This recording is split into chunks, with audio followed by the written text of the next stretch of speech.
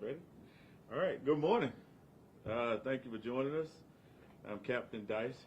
I'm the commander of the Bureau of Investigative Services and Internal Affairs here at the DeLand Police Department.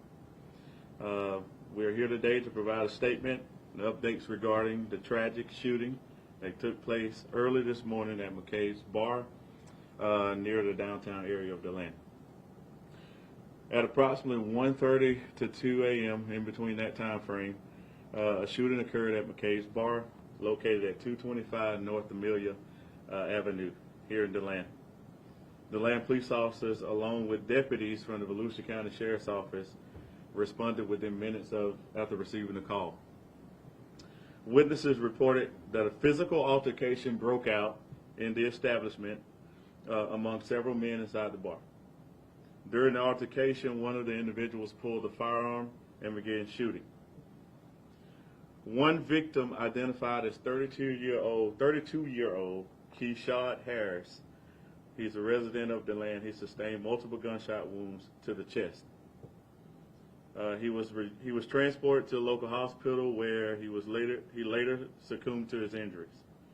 His family has been notified, and we extend our condolences to them during this extremely difficult time. A bartender was also injured, suffering a gunshot wound to both of her hands, and thankfully those injuries are non-life-threatening, and the victim is recovered. The suspect in this particular case fled the scene, possibly in a vehicle. He has not yet been identified or located.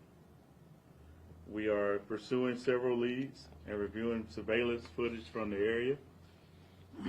We're asking the community to come forward with any information, no matter how small the information may seem.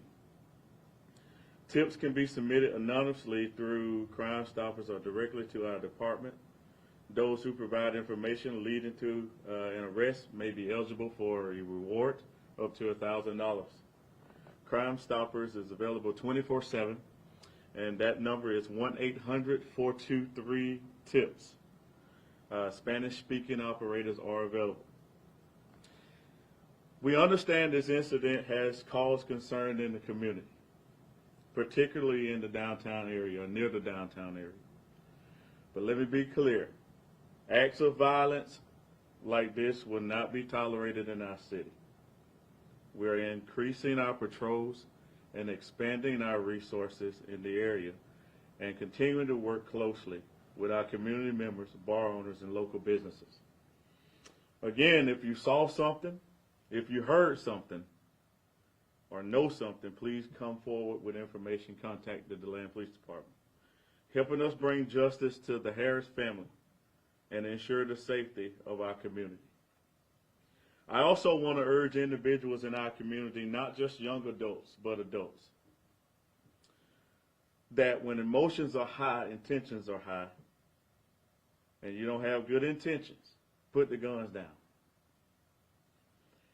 Bringing a gun to a fist fight is not the solution.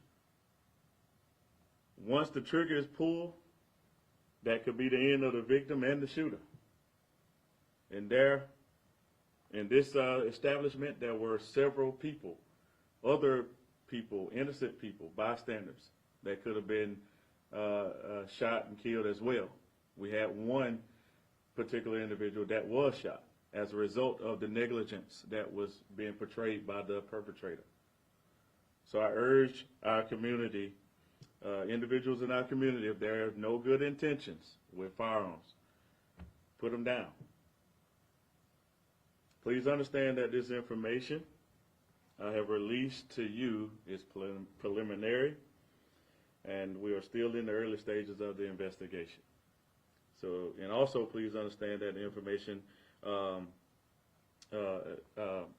can't give out a whole lot of specifics on the case, but I'll be able to, I'll be willing to answer any question that you all may have.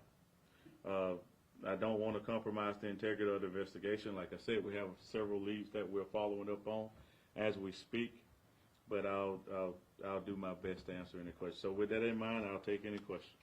Captain, do you know why the group of individuals were fighting at the bar before the shooting happened? Right now, that is still being determined through our investigation.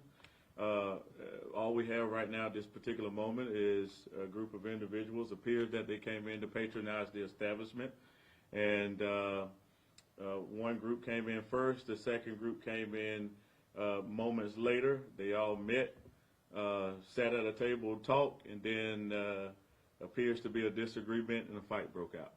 Is there a description of the suspect that you have? So we will release that a little later on as we gather more.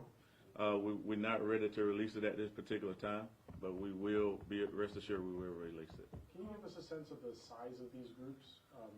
8 people, 12 people, 4 people? So maybe 4 to 5 people in the first group, and maybe 3 to 4 people in the second group. Are they considered regulars to the establishment? They are known to DeLand. So you're also releasing the car, like what the car looks like? Absolutely. All the information and details that we gather, especially when we're asking for the community's help, we will be providing that information. This is a pretty small establishment with a gun firing in there. That creates a really dangerous situation, like you pointed out. If you could estimate how many other people were inside the bar at the time of the shooting? So, based on my observation, I would say more than 30 to 40 people was in that establishment at the time. Could you go over the gun law for, I don't know if you have concealed weapons. Isn't there like you're not supposed to bring a gun into a bar kind of thing? So I cannot intelligently right now speak on that particular law without researching it and give, because I don't want to be incorrect in how I talk about it. But I will say this: the gun appeared to be concealed. It was a .40 caliber gun that was used. The victim was shot 6 times. The gun was fired seven times. And we also recovered a smaller caliber round outside. So there's possibly 2 guns that was used during this particular incident. I know you're still looking for the suspect, but do you think that the victim and the suspect knew each other by just the way that he was shot 6 times? So I can tell you, based on historical information and based on having interactions with these individuals in the past, that they knew each other. When we were there, we noticed quite good surveillance coverage from cameras both inside and outside. Is there footage that you're reviewing? Yes, we're reviewing all the footage as we can right now as we speak, and I believe we're going to be fortunate in solving this pretty quickly. When would be, or is anything going to be released anytime soon, or when, if anything's released, when would it? So I can't give an exact time of that release, but I will say that, and I know it's kind of cliche, but really quickly on this one.